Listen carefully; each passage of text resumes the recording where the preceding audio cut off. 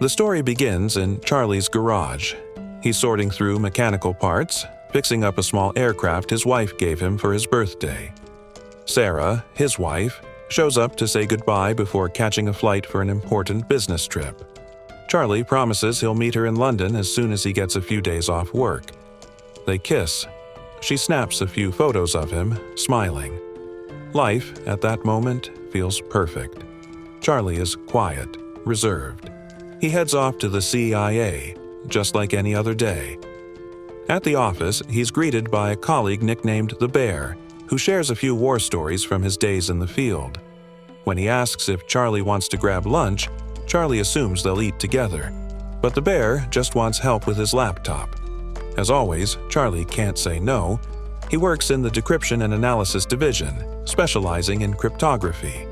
For the past 5 years, he's been in contact with an anonymous source. No idea where they are or how they operate, but the intel has always been solid. Over lunch, some co-workers toss around theories about a suspicious package flagged by the system. Charlie listens quietly, then casually deduces that it's probably just a Christmas tree shipment heading to the White House from Pennsylvania. Back at his desk, the phone rings. It's Sarah. She just landed in London. She wants to chat for a bit. But Charlie, deep in work and reviewing a new file from his anonymous source, gently asks if they can talk later. He doesn't know it yet, but that'll be the last time he ever hears her voice. Charlie is having trouble accessing the file. The data is heavily encrypted, and nothing he tries seems to work. Frustrated, he enters a restricted section of the department, hoping to find a more powerful system capable of cracking the encryption. After several failed attempts, he finally succeeds in opening the file, and what he finds leaves him stunned. The file contains dozens of ultra-classified documents. Inside, he discovers the details of a covert suicide operation, one that had been disguised publicly as a drone strike. Shocked, Charlie watches a news segment in which officials still claimed the attack was automated. But the documents prove otherwise. There was nothing automated about it. According to the intel, someone manually triggered an explosive, killing 150 people, including members of French and Danish special forces. As he digs deeper, Charlie finds something even more disturbing. The head of the agency, Director Moore, is directly implicated in the cover-up. The revelation hits hard. This is way beyond Charlie's usual scope of work. He's a codebreaker, not a whistleblower. Some co-workers, unaware of what he's uncovered, caution him to keep quiet if he ever stumbles upon anything too big. That same advice now echoes in his mind, but it brings him no comfort. The next morning, Charlie walks into the office and is immediately summoned by Director Moore. With an oddly calm tone, Moore asks him to come along to see Director O'Brien. When they arrive, O'Brien, her expression heavy, delivers devastating news. There's been a major incident in London. The hotel where Sarah was staying has been attacked. At first, Charlie refuses to believe it. He insists there must be a mistake. Surely Sarah will pick up her phone any second now. But Moore silently turns the screen toward him. News footage shows a hostage crisis involving 4 armed men. 2 people have died. One of them is a woman, an American. Security footage confirms it. Sarah was among those taken. The video clearly shows her being dragged away. Charlie's world collapses. He breaks down, unable to deny the truth any longer. When he returns home, he's met by a swarm of reporters crowding his front yard, eager for answers from a man whose heart has just been shattered. But something keeps gnawing at him. The next day at work, Charlie can't shake a question he can't ignore. Why are there no additional camera feeds from a city as heavily surveilled as London?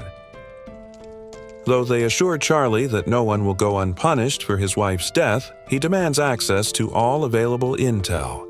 Unfortunately, they claim they can't share more and promise to inform him if anything new comes up. Director Moore suggests he take some personal time. But Charlie's world has already fallen apart. And home? It no longer feels like home. When Sarah's belongings finally arrive from London, Charlie opens her suitcase and finds a gift she had planned to give him. It's a quiet, heartbreaking reminder of what he's lost. Grief isn't the only thing haunting him. Doubt begins to take root. Charlie decides to investigate the attack on his own. He begins digging into surveillance data from the hotel, researching the exact number of cameras, timelines, and vehicle thefts. His findings are detailed and precise. He even shares them with his superiors. Charlie uncovers the timeline of the attack, the attacker's intentions, and learns that Sarah was captured while trying to save someone else. Using voice recognition software, he identifies the Russian who took her, a South African operative involved in the team, and retrieves audio of the moment his wife was killed. Charlie explains that after exhausting research, he was able to identify the man who took her life, a known figure connected to multiple global terrorist networks. He also uncovers links between the attack and an Armenian woman involved in the operation. But after presenting all the evidence, his superiors make a shocking admission. They already knew. They've been tracking the entire network for months, and they've done nothing, because they're waiting to take down the full organization, even though it has no direct link to Sarah. They say national security comes first. Then they tell Charlie to speak with the agency's therapist to determine whether he's still fit to serve. In the session, Charlie vents his rage. He admits Sarah is gone and that he regrets not picking up the phone that day. He hates that he never traveled with her when she asked. But mostly, he's furious. Furious that he gave them names and they did nothing. Furious that the woman he loved is reduced to a footnote in a broader mission. "This isn't about me anymore," he tells the therapist. Sarah mattered. She deserved better. The therapist gently encourages him to move on, to accept his loss. But Charlie has already made up his mind. One morning, just like any other, Charlie arrives at work and clips on his badge. But this time, he hides a small bypass device to slip past security unnoticed. He begins investigating Operation Gallock, connecting it to Director Moore's actions. As he uncovers restricted messages and redacted reports, a darker truth begins to surface. Moore was involved in efforts to erase evidence, covering up an attempted bombing of a hospital in Syria, an Allied base hidden inside an Afghan politician's home, and other atrocities across the Middle East. Charlie walks into the executive floor with a file in hand. He confronts Moore. "I've reviewed over 100 encrypted messages," he says. "There's missing data. Someone scrubbed the records." He knows Moore is responsible. The digital trail proves it. And even if Moore didn't give the final order, his name is on every single classified report. That makes him complicit. And Charlie isn't walking away this time. Annoyed but trying to remain composed, Moore and Caleb attempt to deflect Charlie's accusations with vague language and bureaucratic spin. But Charlie knows their game. "This," he tells them, holding up the file, "is just the tip of the iceberg." He warns them, if anything happens to him, be it an accident, death, or even extradition, everything he's uncovered will be sent automatically to 3 top journalists from major newspapers. Within 24 hours, the information will go public and their careers will be over. The room shifts. They get it now. Charlie doesn't want a payout. He wants justice. He wants revenge. But then he drops the real bomb. "I want to be the one who finds them, and I want the agency's help."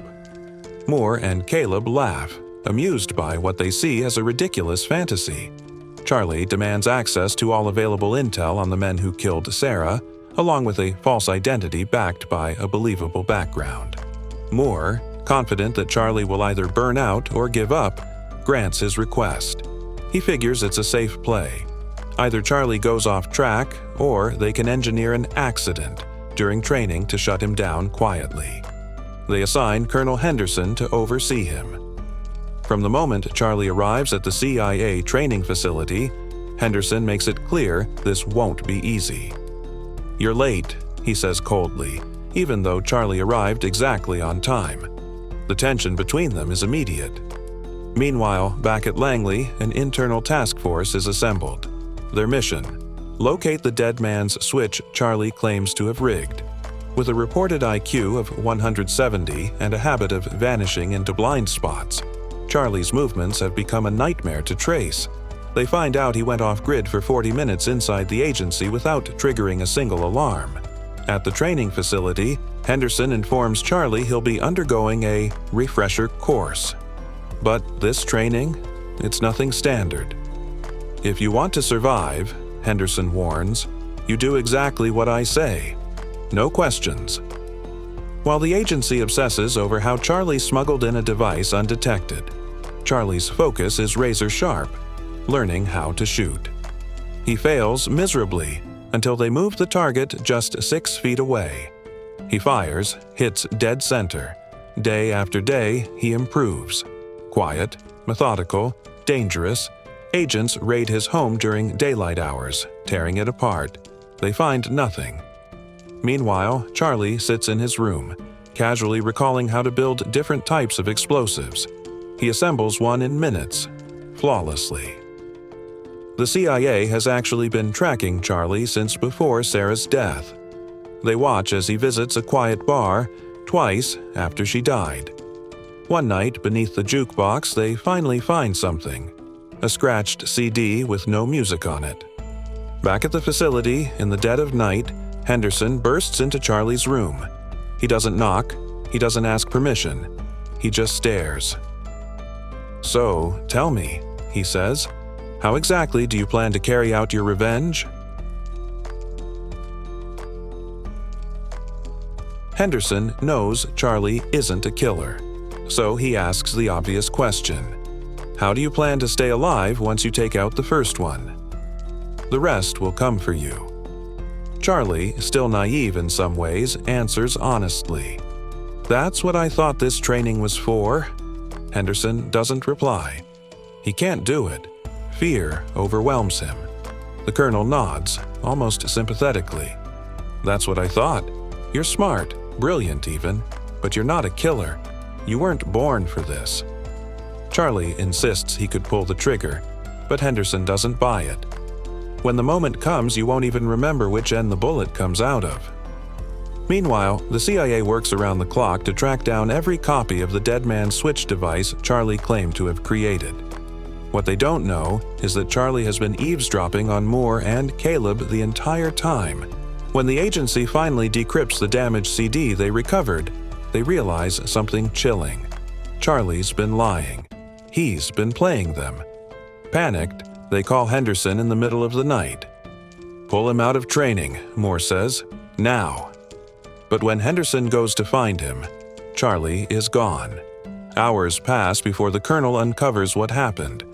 Charlie left with a suitcase full of fake passports and biometric data. Surveillance caught him leaving the facility in a janitor's car. Moore is furious. Charlie had conned them all. He got just enough training to do what he needed. And now he's out. Moore slams his files on the desk in frustration, only to notice something unusual. Hidden inside a paperclip holder is a tiny microphone. He realizes the awful truth. Charlie has been listening to them all along. He's turned their own system against them. As Moore alerts the agency about Charlie's betrayal, Charlie is already on a flight to London. On the plane, he stares out the window, lost in thought. He remembers the day Sarah gifted him the broken-down aircraft now sitting in his garage.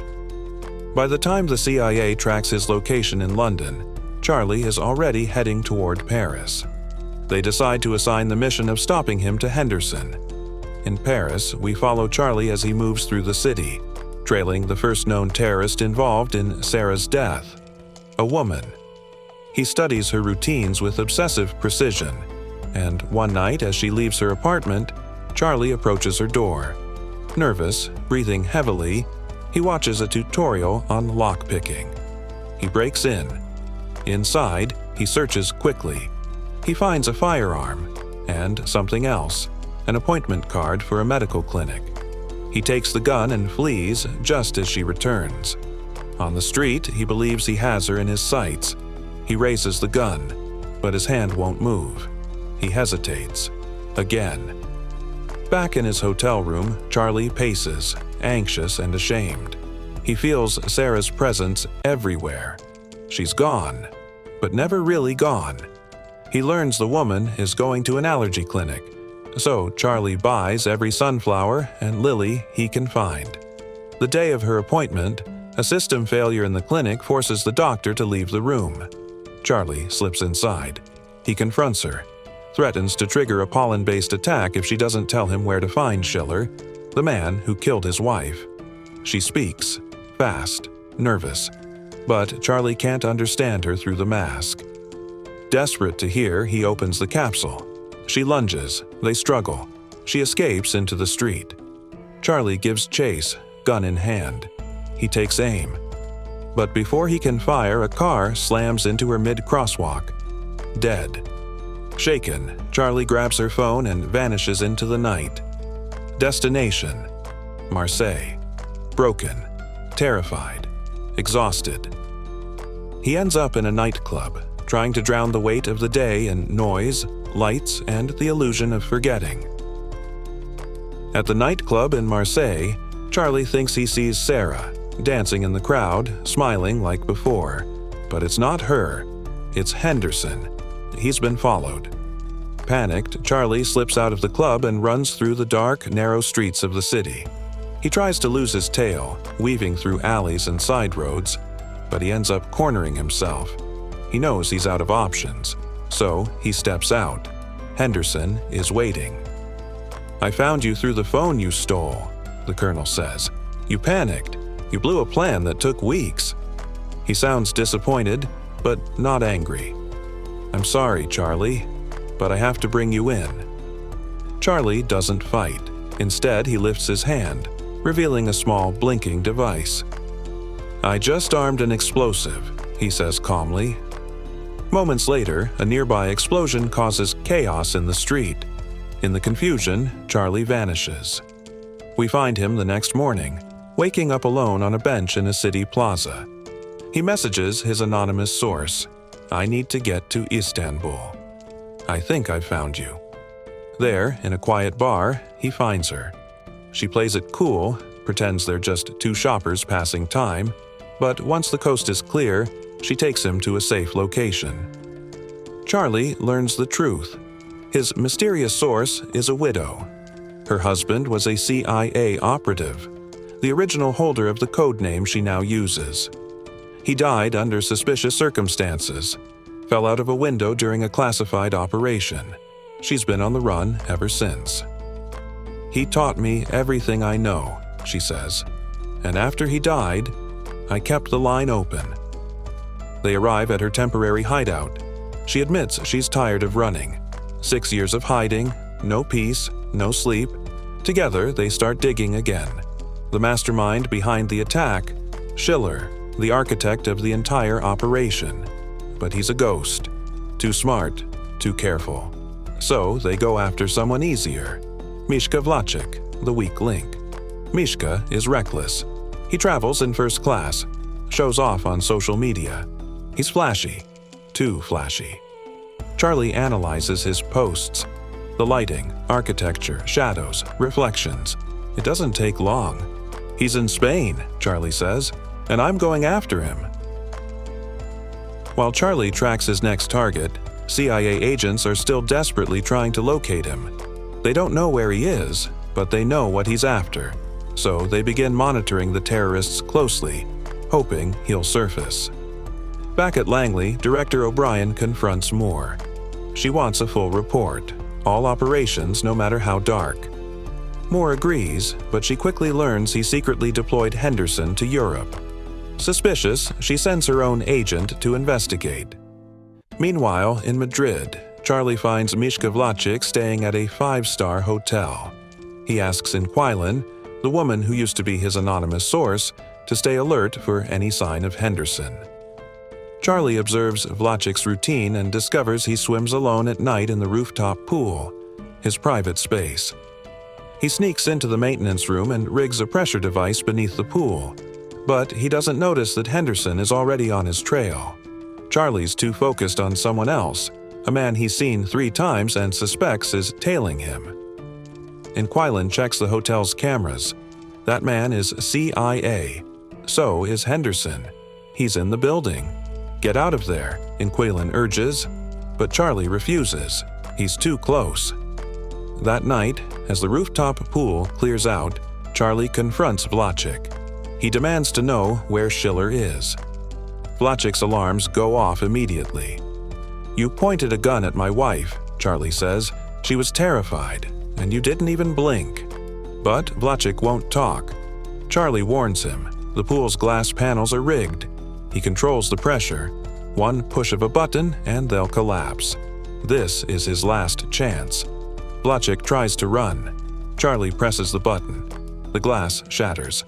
Vlachik crashes 16 stories to his death. Inquilin screams through the comms. Henderson is closing in. Charlie escapes, but Henderson is intercepted by O'Brien's agent. The two fight, brutal, efficient, and deadly. Henderson wins. Barely. Inquilin tries to help him, but knows they have to flee. She and Charlie vanish. At Langley, O'Brien demands answers. Moore lies again. Charlie's grieving. He just needed time. But Caleb knows something's off. He investigates and discovers Inquilin's involvement. He puts a trace on her. Meanwhile, Charlie and Inquilin talk quietly. She confesses that when her husband died, she wasn't prepared for the silence that followed. "I think all of this, is your way of killing the silence," she tells Charlie. That night she wakes him. "Stay with me," she whispers. "I just don't want to sleep alone." A quiet moment, interrupted. A CIA strike team storms the building. Charlie and Inquilin run. All their data wiped. As they race to the car, bullets fly. A drone begins pursuit. They reach the water, but a boat intercepts them. Inquilin is shot. Charlie takes the wheel. Bleeding, broken, she tells him to go. He drives toward Istanbul, leaving her body in the shadows of the parking garage where they once met. Grief hits hard, but Charlie stays focused. He buys new phones, new contacts. He reaches out to a known arms dealer, Elish, posing as a buyer. He makes sure the CIA thinks he's in Berlin. Elish arrives at an abandoned warehouse for the deal. Charlie calls. "Open the crates," he says. Inside, weapons, and a photo of Sarah. "I've armed a sensor," Charlie warns. "Step away from the crates and it'll explode." He forces Elish to look at Sarah's picture. "She died because of your attack in London." Now he wants one thing. "Where's Schiller?" Elish cracks. "He's on a ship, Russian waters. He moves, but he picks up heavy arms at a Baltic port." Charlie gets the drop point and how to reach him. Then he leaves. The warehouse explodes behind him. The CIA realizes Charlie faked his location again. He's not in Berlin, he's at the Baltic port. Charlie arrives and quietly scouts the area. Just as he's about to leave, he runs into the bear, his old co-worker. The man smiles. "Long time, buddy." Charlie hesitates. He doesn't trust anyone anymore. The bear insists, just a quick coffee. Reluctantly, Charlie agrees. Over coffee, the bear leans in. "You've shaken the whole agency," he says. "But what you're doing, it's insane." Even so, the bear admits he could help Charlie make it out alive. He truly believes Charlie should stop, but Charlie, blinded by grief and revenge, refuses. The bear confesses he doesn't fully understand what Charlie is feeling or what pushed him this far. But he's sure of one thing. Sarah would never have wanted this brutal revenge. He begs Charlie to come home. Charlie shakes his head. "My home died with her," he says. Days pass. Charlie obsesses over Schiller's operations. One night during a stakeout, he's ambushed, knocked out cold. He wakes up on a boat, taken straight to Schiller's ship. Schiller finally wants to meet him face to face. Schiller asks if someone is controlling Charlie, if he's there to deliver a message from Moore, or remind him of old deals. But Charlie tells him the truth. He's alone.